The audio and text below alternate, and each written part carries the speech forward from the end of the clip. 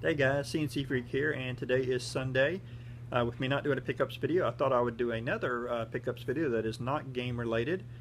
I quit collecting this in the early 90s with a few compilations that I picked up until now, and let me show you what it is. And that is comic books. I've got over 1,500 comic books currently in my collection, and I just recently dug them all out. They hadn't even looked at them since probably early 2000. Um, and I put them all in my comic software, and lo and behold, it's about $10,000 worth of comics. That's if they were in near mint condition, which they're not, but still, I've got a pretty nice collection. Just stick around and I'll break down some of my favorite comics for you. Alright, first up is New Mutants number 87. It is the first appearance of Cable. And it is worth $60. Next, I've got the first 10 comics in the Star Wars comic books from 1977. This one is $100, and from there they go down from about 50, 40, 20 down to about $12.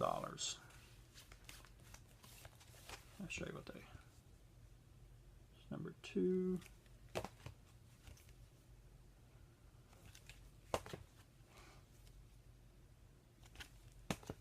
I also have spread throughout maybe 10-15 more comics in this series as well.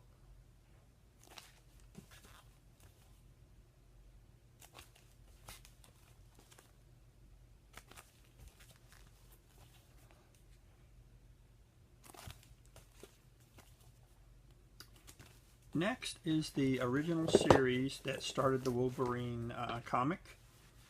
It is a 4-part series. It took place in Japan. It's kind of loosely based on the recent Wolverine movie.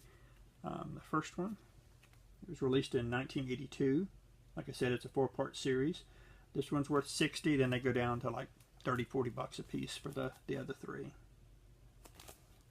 And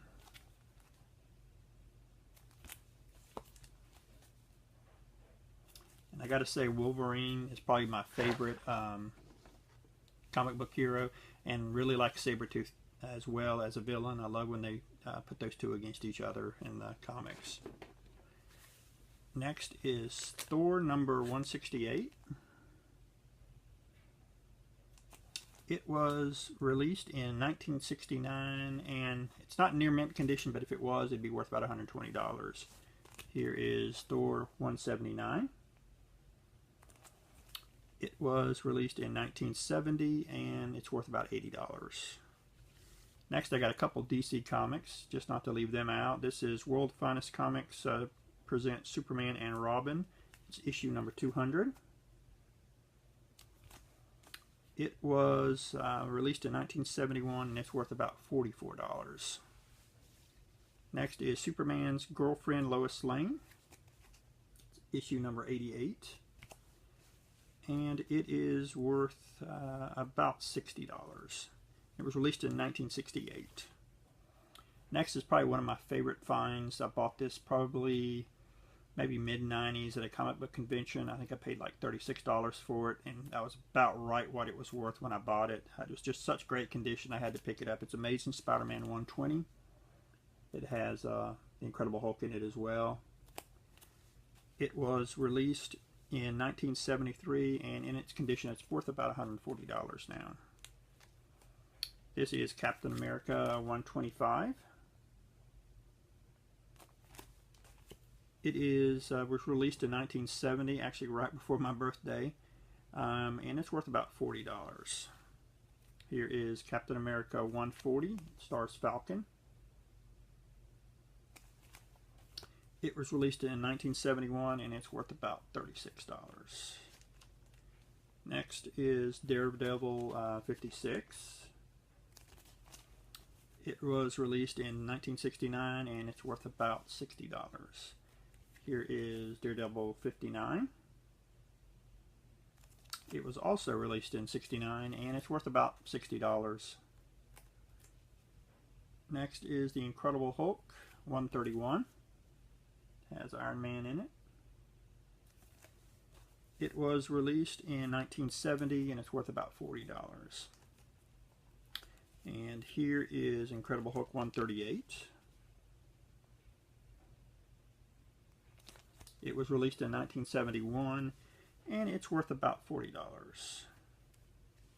And next are the next few comics are my probably my favorite series in all comics, the Uncanny X-Men.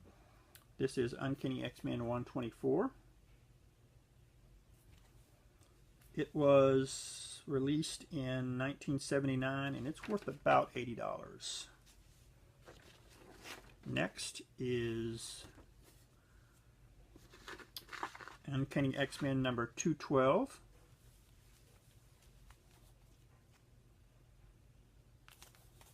It was released in 1986 and it's worth about $30. Here is 213.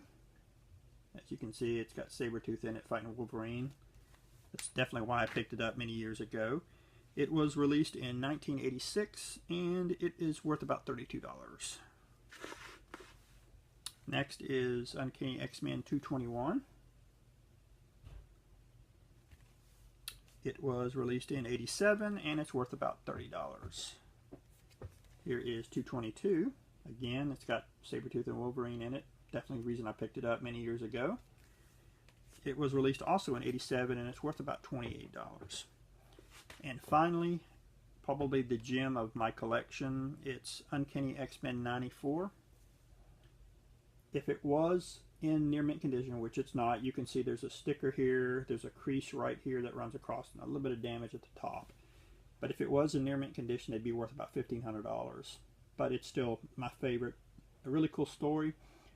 My boss back in the 90s had two of these, and he let me have the one that was in the lesser quality, and I traded it to him for a Jerry Rice rookie, a 1986 Topps football card. Very happy because that card's still only probably worth $50 to $100, and this comics just went nothing but basically up since I bought it.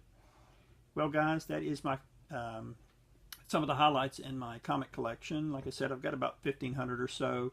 Down below, there will be a link to my comic collection. So if anybody is interested possibly in trading for some comics, I got lots of duplicates. You can take a look and just let me know. Thanks again, guys.